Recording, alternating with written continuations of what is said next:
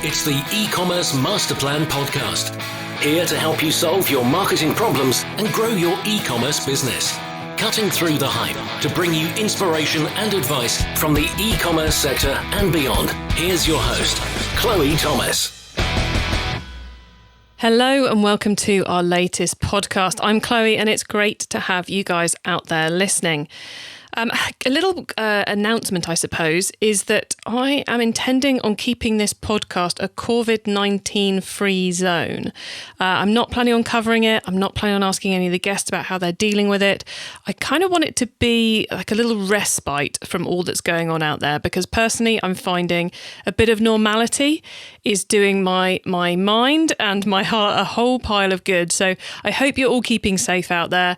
But this will be the first and last mention, I suspect, of COVID-19 on the show. So just do tune in and you will get a little respite from all the crazy that's going on out there and all the noise and everything that's going on. But do take care of yourselves. Now, a few of you have been in touch recently, so I thought I'd do a little shout out to Ben Youngs and John Davies. Thanks, guys, for getting in touch. It's been great to hear how you've been using the podcast to help you in your business, because it's always nice to hear from listeners. So please do get in contact with me. You'll find all the details on the website. If you've got anything you want to let me know, anything you want to tell me you like, you don't like, feedback in general, always a good thing. Now, in today's episode, I'm catching up with an e-commerce veteran. He's very honest in this interview about how things are going on his business, and he shares a lot of great stuff, including differentiation, competitive advantage, dealing with your competitors, finding agencies, and a whole lot more. Plus, quite frankly, far too many book recommendations. Before we get into all of that, though, please do check out the sponsors. This podcast is sponsored by Klaviyo, the most recommended growth marketing platform on the market. Klaviyo helps more than 28,000 e-commerce brands globally to grow their businesses through high-value customer relationships. From a shopper's first impression to each subsequent purchase, Klaviyo understands every interaction, empowering brands to create more personalised marketing moments. When you have a 360-degree view of the customer, the growth possibilities are endless. And the results speak for themselves. Klaviyo customers have made more than £2.8 billion in revenue through Klaviyo in the last year alone. Visit klaviyo.com/masterplan. That's KLAVIYO.com/masterplan. USPS shipping rates are increasing, so now is the time to save with Sempro Online from Pitney Bowes. You'll save up to 40% off USPS Priority Mail, plus for being an e-commerce master plan listener, you'll receive a free 30-day trial to get started and a free £10 scale to ensure that you never overpay. With Sempro Online from Pitney Bowes, it's just click, send and save for as low as $4.99 a month. Go to pb.com/masterplan to access this special offer for a free 30-day trial plus a free £10 scale to get started. That's pb.com/masterplan. Experience a savings in your shipping costs with a free trial of Sempro Online from Pitney Bowes. And now to introduce today's special guest. Matt Edmundson is the CEO of the Jersey Company, a group of health, wellness and beauty companies that deliver products and services to over 120,000 loyal customers in the UK and Europe. The group includes the e-commerce business, Jersey Beauty Company, which went online in 2006, and since then they've achieved global sales of $75 million. That's over 7 million beauty products shipped. Hello, Matt. Hello. Oh, that was a good hello. How are you? Yeah, I'm great. Thank you, Chloe. How are you? All right. We should possibly, actually, let's get it out the way up front. The reason you're sounding quite so hello-y and excited to be here is because you have your own podcast, don't you? You're in the relaxed position of being a guest today. It is really unusual being the other side of the equation. I have to be honest. I'm thoroughly looking forward to this. Yeah. No nerves about has it recorded? Am I on the right microphone? Any of that? That's all your responsibility now. That's just the questions, it's all down everything. To me. I just have to talk. It's beautiful. Yeah, just hope the brain's working and you'll be all right. Matt, given we mentioned your podcast, do you want to let them know what it is and where they can find it?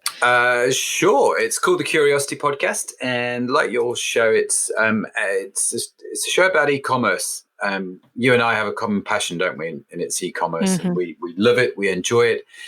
And so doing a podcast, you get to speak to some amazing people like yourself. You've been on my show, which is I have been on your show, yeah, which is great. And that was a fab show because we thank you. You were a bit of a guinea pig on our show, and it worked out super well, which I was pleased about. And so, yeah, it's a show about e-commerce, and you can find the Curiosity podcast on everywhere you get your podcasts from, like iTunes. It's Curiosity with a K, isn't it? It is. It is. It's a long story as to why it's Curiosity with a K, but it is, in fact, Curiosity with a K. And now I'm curious. Is there a short version of the K story? We have an e-commerce company, a web agency called Curious, spelled with a K. And it was just a company that I bought the domain. You know, I don't know if you're like me, I bought a domain years ago and did nothing with it just because I thought it was a cool name. Mm-hmm. And then eventually that cool name became the name of the company. And so they sponsor the podcast. And so we called it the Curiosity Podcast because it's tied in with the Curious and their sponsorship. So it made sense to do it with a K. And also because, what's the chap's name? Jonathan Van Nest, I think, does something. Do you know who Jonathan Van Nest is? I've not come across it, but I suspect the listeners may have.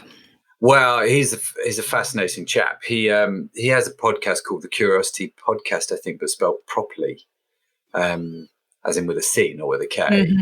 And Jonathan Van Nest is one of the co-hosts of Queer Eye, in the fashion show on Netflix. Yeah. He's a guy with really long hair, looks like Jesus, and he's quite an extraordinary character. And so that's another reason I didn't want to get confused to be Jonathan Van Nest. There can only be one Jonathan Van Nest in the world, and I could not be an imitation of him.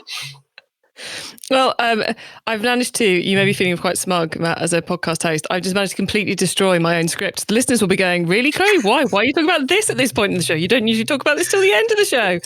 Oh, sorry, is that guys. Why? It's because...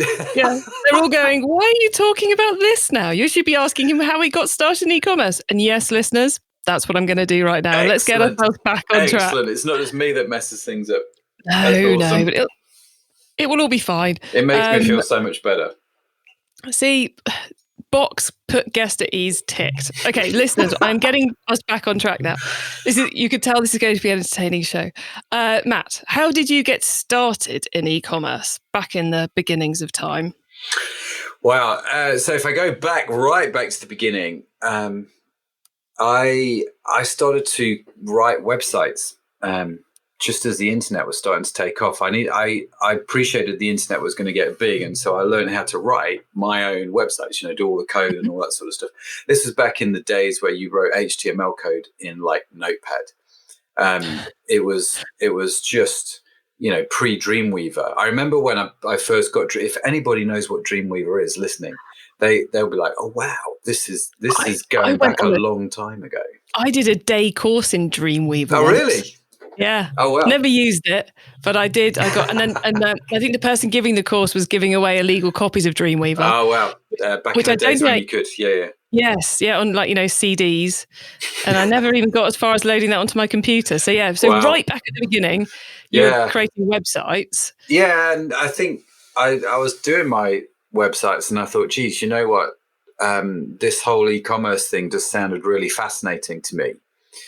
And so I wanted to know if I could write an e-commerce website. And so I went to a friend of mine who owned a company called Bliss. They're a tanning supply company. They supply, like tanning lotions to tanning salons around the country.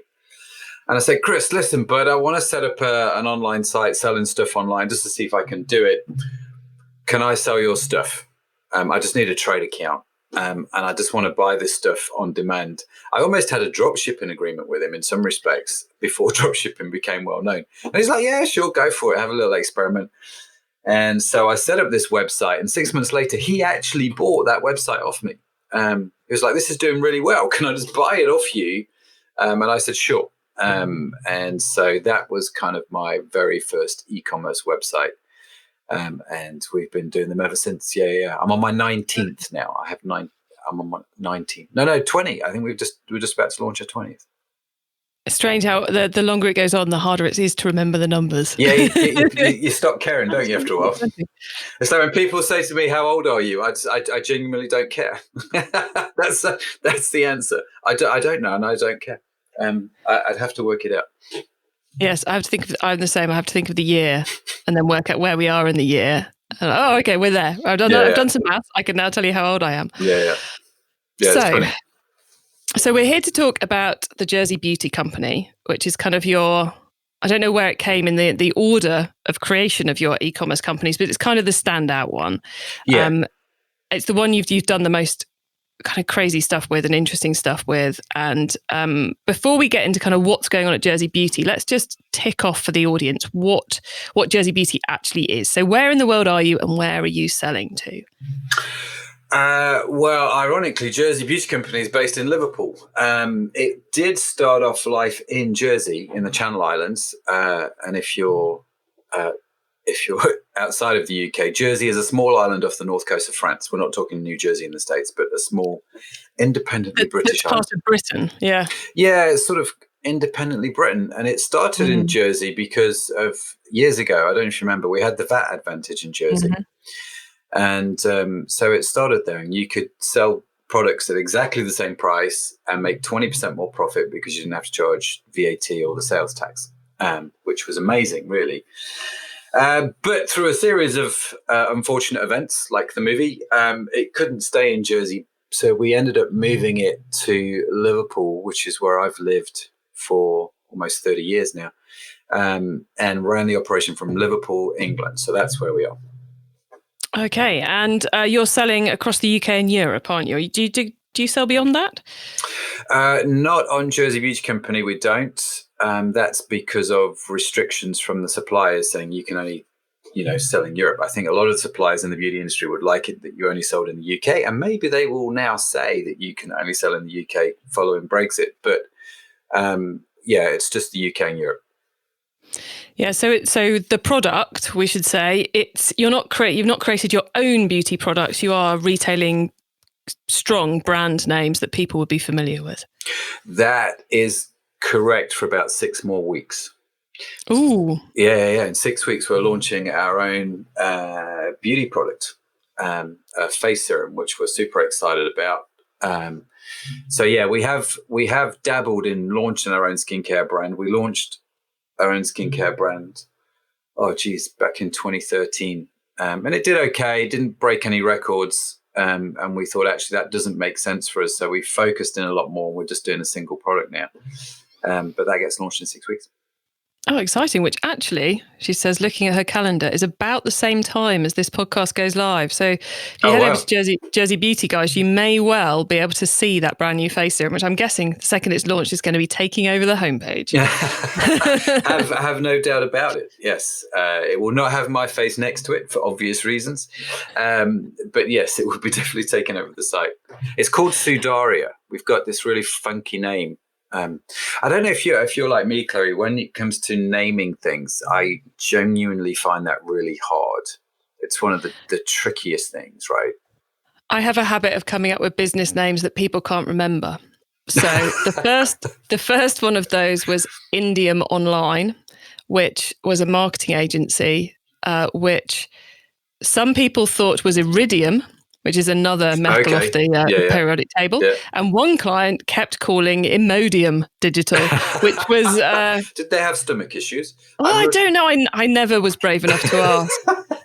And actually, eCommerce Masterplan is not the greatest name in the world either, as a lot of people think it's Masterclass, which is problematic. Yeah. And one person's e-commerce is not another person's e-commerce. So it's that is very, very true. Yeah. And then there's the whole, do you put a dash in it or not? And so I have a history of terrible business names. Well, you and me both. And naming our skincare product was probably the most complicated part of the entire process, let me tell you. And the rest of it was an absolute doddle. But it's called Sudaria. And in about 6 weeks' time, hopefully that'll launch. Oh, exciting. Okay. And what platform are you using? Are you Magento, Shopify, or something bespoke? We use the Curious Digital platform. Yeah. So hence the Curious sort of tie-in. But it's bizarrely it's a platform years ago I wrote. So I wrote the code to our very first e-commerce website. You understand I've not done any coding in about 10 years. Yeah, I can't ask you any techie questions, so you can Yeah, relax. no, don't, because I would not have a clue. There are some very clever people in our organization, and I'm just blown away by how smart they are.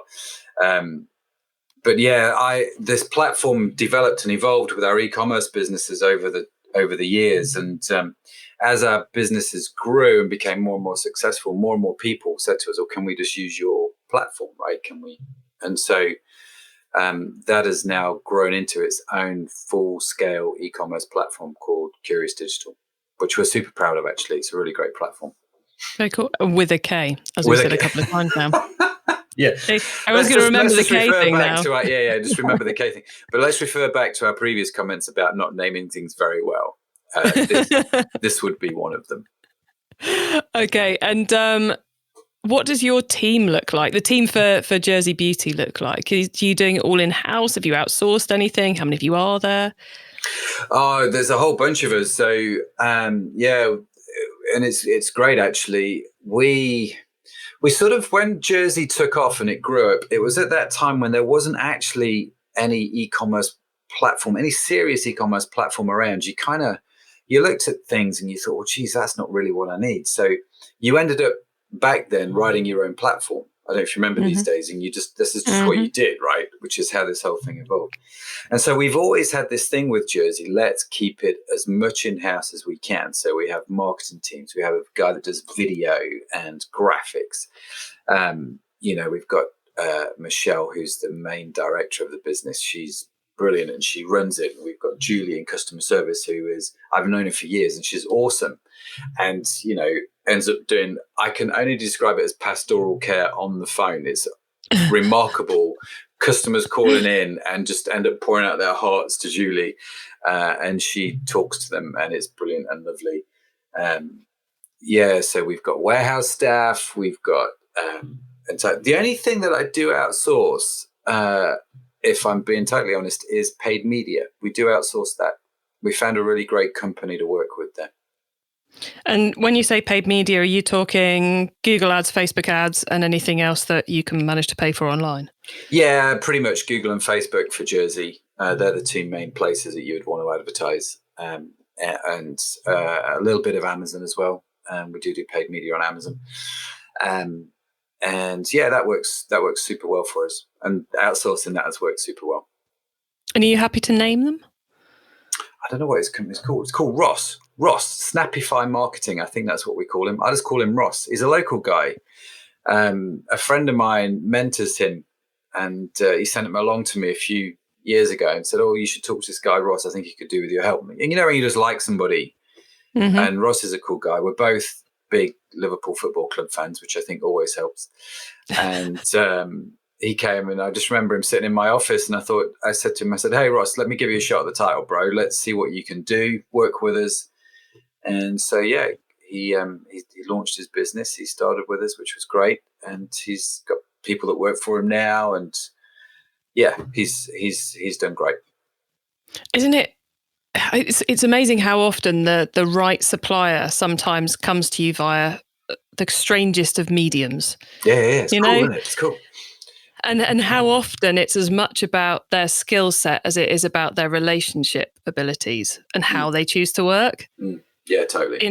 Yeah, totally. I often hear people talking about some outsourced marketing person they've got, and you're kind of like, well, that works for you, but my dear God, I couldn't cope with someone like that, or that's not how I'd want them to work for me. But it is, which I think is why it's so important to really look, if you're going to outsource something, you have to find the right solution for you, not just do the same thing that everyone else has done. And who works with it? I mean, it wasn't just me. Ross needed to get on with it. It was the marketing team, and had to really connect with them and win them over. And the other great thing about Ross was when he came to us, he was new, he was fresh-faced, and he was quite hungry. I would never have gone to, and I mean this with all due respect, to an established paid media agency. I wouldn't have gone to an established paid media agency and said, "Listen, can you take on our paid media?" But I quite like the new guys, the hungry guys. Maybe they don't have as much experience, but you know what? They work hard at making those customer relationships, right? Usually. Nice. Usually. Yes, usually. Yes. That's always the caveat, isn't it? Yeah, usually. there is. Yeah. Most Usually. of them. Yes. Usually. I could tell you stories where it didn't work out quite like that. But on the whole, I'm pretty pleased with those guys. They're great. Yeah, I think we can possibly, one thing I can probably say for certain about all the people listening to this is that every single one of you knows someone who you wish you'd never hired. Yeah, we've all got those horror stories, Yeah. Hindsight is a wonderful thing. And if only I could somehow, bag that, I'd be a wealthy guy. Mm. So, you are operating Jersey Beauty in a very competitive market. You mentioned about, the suppliers. So the brand owners, they are quite difficult to work with at times because they have those restrictions and those things in their agreements, so you don't have the freedom of someone who's just selling whatever they want to. Rather than them being difficult, it's a complex space. Oh no, they're an operate absolute out of all the suppliers that we have, there's like 2 or 3 of them I actually enjoy working with. The others are a pain in the backside. They really are. I mean, egotistical, maniacal, self-centered, selfish. I mean, use whatever words you like. This is the beauty industry, and I'm quite happy to sit here and slate it. So it's a competitive, cutthroat marketplace with difficult relationships with the suppliers. Yeah, and of course, you're not the only online seller of beauty products that they're dealing with. So, how do you go about dealing with those competition levels that you have no control over, and I guess differentiating in that marketplace? Yeah, I mean that's always a great question, isn't it? I think.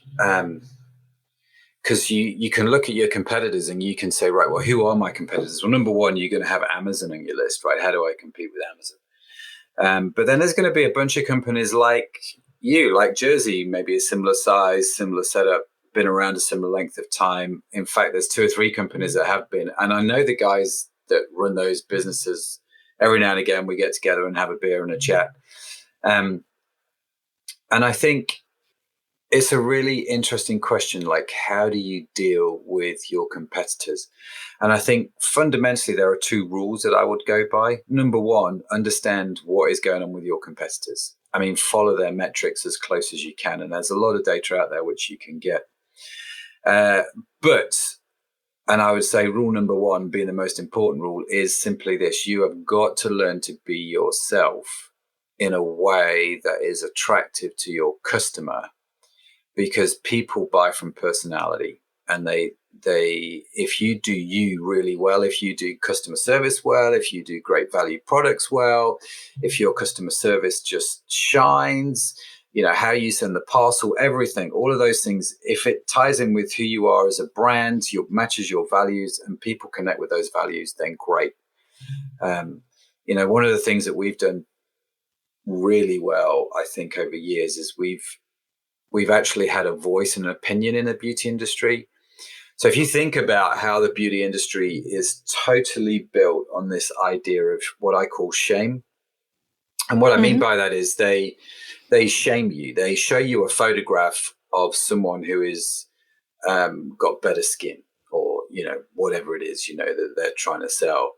And that photograph's not real. It's been photoshopped, but they're going to show you anyway. And then they're going to say, listen, you don't measure up to this. You need our product to measure up to that standard, right? They come out with terms like anti-aging. We were talking about this yesterday, like anti-aging. Why is that even a thing? Why do we as a society think aging's a bad thing? I mean, if I'm still here in a year's time, I've aged. That's a good thing, right? I genuinely think that's positive. And I'm like, oh, okay. So I just think about these things slightly differently, I guess. And so as a company, we were very clear. We didn't want to get involved in shaming. We didn't want to use, phrases like anti-aging and all that. So our own skincare products, we never use those kind of phrases. We were very careful on the images that we used. In fact, I just checked now on our homepage, there's a picture of Michelle, who's the MD. We use real people. And we did this really well, I think, back before it was cool and trendy, before it became the thing to do. And so people connected well with that. People connected with us on that. And I think we did that great, actually.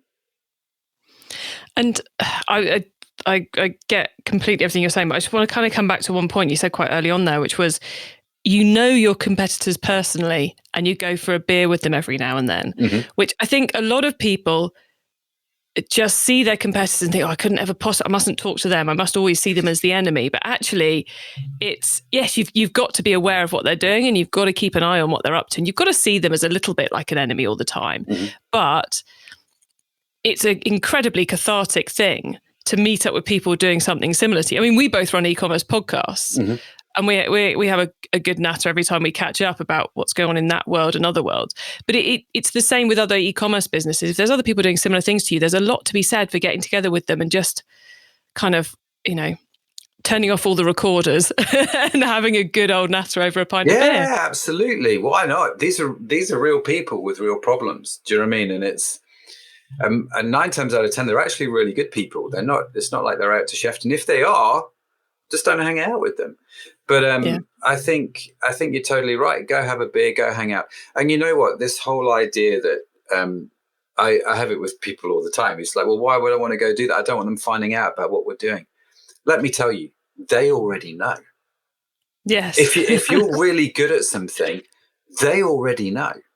They genuinely do, because if you're a limited company, they can see your account. So they know your sales, right?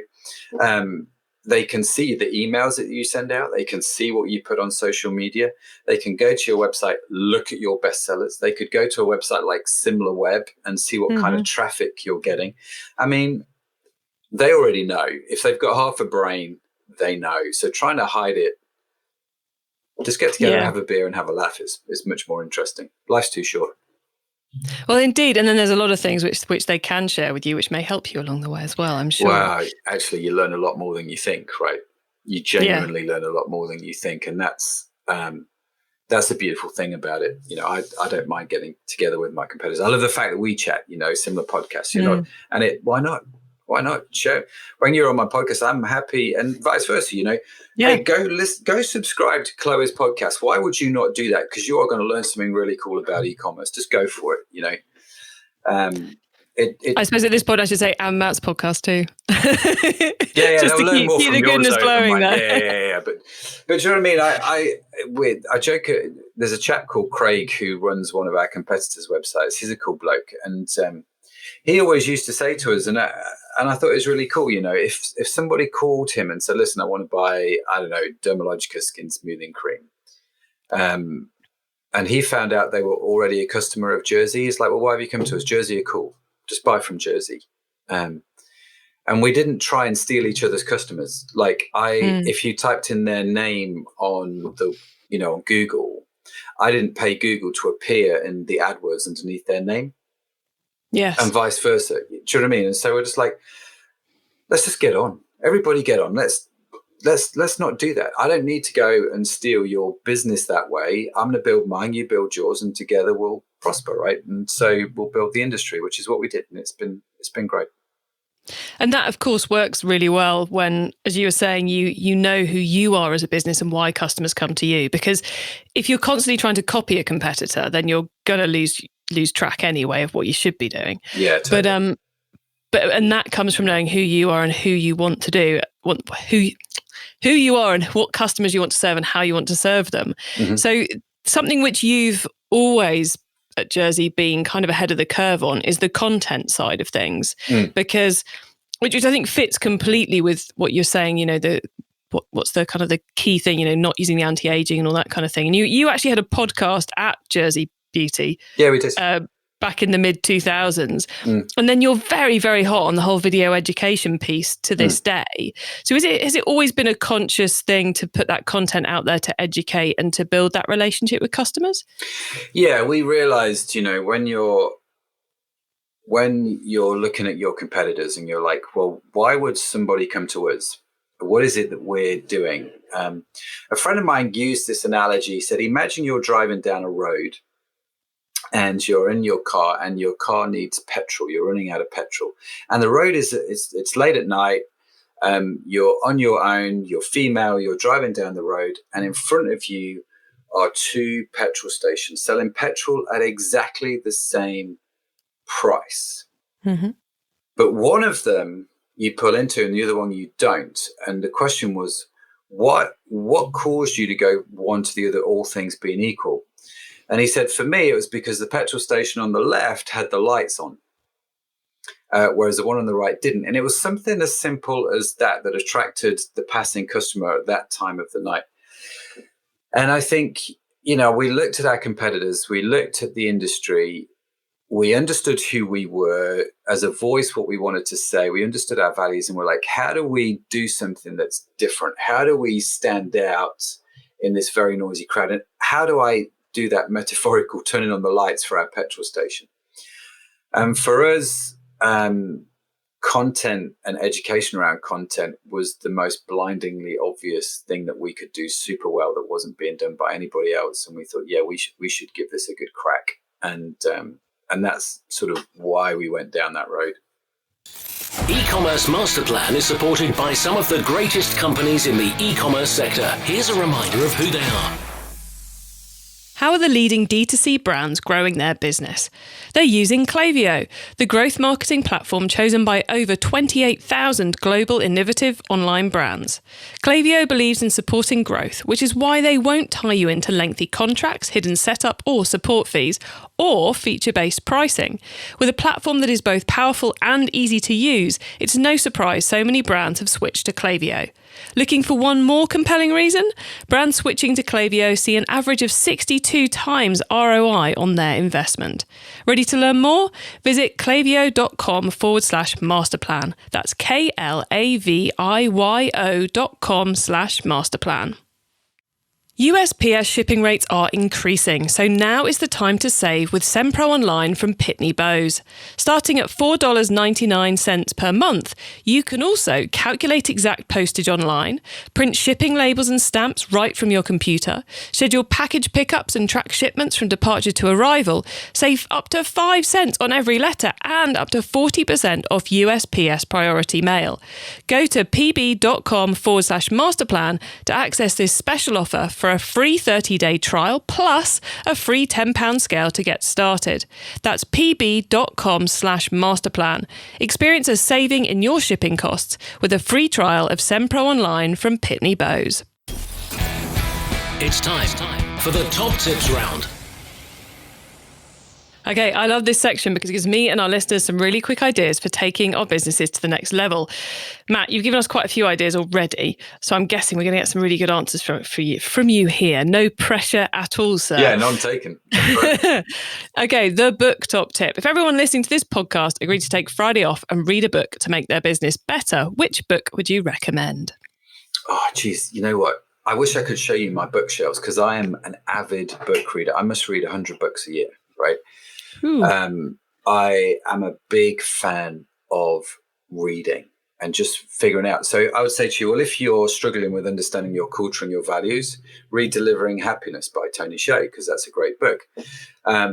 If you're trying to understand business strategy, read Good to Great, because that's quite fun. If you're struggling with execution, The 4 Disciplines of Execution is a great book. If you like a novel, anything with Jack Reacher in is going to be good. Because I'm a big Jack Reacher fan. Of course, your book's on my shelf, Chloe. Your new e-commerce marketing book. I enjoyed that, which is great. Thought I'd plug that. The book that I'm enjoying the most at the moment is called The Relentless Elimination of Hurry, which is it's a very it's a deeply challenging book about this idea of resting and the idea of not being constantly on the go, which for someone like me is actually very difficult because I like to always be on the go. So yeah, there's lots of books. I think it would depend. If it was my kids, How to Win Friends and Influence People, the Dale Carnegie book. Geez, I mean, it's such a good book. So many good top tips in there. But I have to butt in here, Matt, because I can see you looking at the bookshelf as we're recording this. And I'm slightly worried you're just going to tell us everything that's on there. So we're going to move on. Yeah, let's move on. Sorry, I've not given you one answer. No, you did. I think we'll take the relentless elimination of hurry as the key answer, the one you're most excited about at the moment, because I think that's something we could all do within our lives. Right, the traffic top tip. Which marketing method do you either prize above all others or think doesn't get the press it deserves? Oh, now that's a fascinating question. The traffic methodology that I prize above all else. So if I was to say to you, right, well, let's take the skincare, right? So we're going to launch a new skincare product in 6 weeks, the Sudari, like I told you. How am I going to market that? What route am I going to choose? What is my favorite marketing method? And the honest answer is whatever's going to work for that product, wherever the customers are. It's a bit cliche. We will do a lot of research. We'll understand where those customers are, and we will market in that arena. So for that clientele, it is going to be Facebook. There's no doubt about it. And we will do a lot of paid media around that and a lot of content around that. If I was doing something else, it might be a different method entirely. So I don't have one rule fits all, other than I just go where the customers are. Excellent. Words to live by. Go where the customers are. The tool top tip, maybe a collaboration tool, a social media plugin, a phone app, or just a way of working. Is there a cool little tool you use that makes you and your team more efficient from day to day? Slack. We are big users of Slack. Love Slack, think it's brilliant. The other one that we've used, or I've started to use recently, I'm really enjoying, is Notion. Have you come across Notion? Not come across Notion. I was looking for an alternative to Evernote, because Evernote has been, it's been disappointing of late. And I was a big Evernote fan. And so I've tried Notion. And that's working super well. We use it for the podcast. We use it for brainstorming and tracking ideas. It's a really great little tool. So yeah, if you've got a team, definitely look at Notion. Notion's cool. Nice. Okay, the growth top tip. If you met someone today who's focused on growing their e-commerce business from 100 orders per month to 1,000, what would be your number one tip for them? And this could just be anybody. I'm not in any specific industry. In the e-commerce world. In the e-commerce world. So not that specific. I would genuinely say my top tip for growth is figure out a way to present your voice, your brand, your values in a way that resonates with people, because nobody else can do that. People can't copy that. And I mean, we talked about it earlier, didn't we? But if you can figure out who you are and understand what your voice is and create content around that in a way that engages your customer, you'll grow all day, every day. And I'd probably say my second one. I know you asked for one. My second one would be forget all this nonsense you see on Facebook and Instagram, like, instant growth to 100,000 followers and all that sort of nonsense. There's no quick route. So growth is all about building relationship and building that voice and building that connection conversation with your clients in a way that, resonates with them. Zig Ziglar said once that sales is all about telling the truth attractively. And I really like that as a definition. So figure out a way to tell the truth attractively in a way that engages and resonates with your customers. Excellent, Matt. Now, as we mentioned a couple of times, you don't just run Jersey Beauty Company. You also spend quite a lot of your time helping other e-commerce business owners. Mm-hmm. So do you want to tell us a bit about that and where people can find you before we say goodbye, please? Yeah, that's the fun part, right? One of the things that happened was as Jersey grew and these other e-commerce businesses grew, more and more people kept coming to me and saying, listen, can you help us? And the first guy that said that to me, I said, sure. Let me see if my ideas will translate across. And I did it as a favor, and it was great fun, actually. And then the second person asked me and said, sure, I'm going to charge you a little bit of money, though. And he went, okay. And the third person came along, and I said, well, I'm going to charge you a bit more money than I charged the second guy. Okay. And basically, I kept doubling the price until somebody said, hang on, Matt, enough's enough. And that was how we figured out the pricing. And I'm in this really privileged position. In fact, next week, I'm getting on a plane and heading off to New Zealand to work with clients over there. I get to travel around the world, helping people grow their businesses online. And I love it. And it's great fun because I think I learn more than what I give, if that makes sense. You know this. You go into anybody's business and you look at what they do and you go, man, that's a clever idea. And so I have that real joy and privilege, and I love it. It's great. It stops me getting bored, which is quite nice. Cool. So if someone wants to come along and find out more and potentially get working with you, where do they find you? Just head on over to mattedmundson.com, EDMUNDSON. Similar to the Radio 1 DJ, but with a U rather than an O. The amount of people that actually hit me up on Twitter thinking I'm the Radio 1 DJ is hysterical. And so they say to me, "Oh, can you play such and such?" And I'm like, "Yeah, sure, just keep listening." It's great. And it's good to have a bit of banter. But anywhere everywhere you go, whether it's Twitter or Instagram or whatever it is, just search mattedmundson.com and you'll find me. Excellent. Well, Matt, it's been a sure pleasure for me and hopefully the listeners as well, catching up with you. Thanks so much for coming on the podcast. It's been great having you here. So thank you. Yeah, no problem. Thanks for having me on the show. Really great.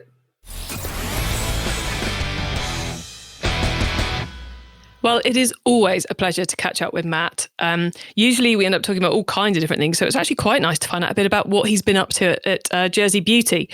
And a lot of good points he made there about how to differentiate yourself from your competitors and how to focus on how you make your business stand out from the crowd, which in this ever more competitive e-commerce space is something which, if you want to grow, if you want to stay around, if you want to enjoy profits, is the way you need to do things. You can get your hands on the notes from today's show, including all those books that Matt recommended there. All the links, details of related episodes and much more by heading over to ecommercemasterplan.com/podcast. And if you're listening via Apple Podcasts or Spotify or one of the other apps, please do give us some feedback via their review app. And as we both said earlier, don't forget to subscribe. I hope you have a great week and keep optimizing. Thank you for listening to the eCommerce Master Plan podcast. Find out more at ecommercemasterplan.com/podcast.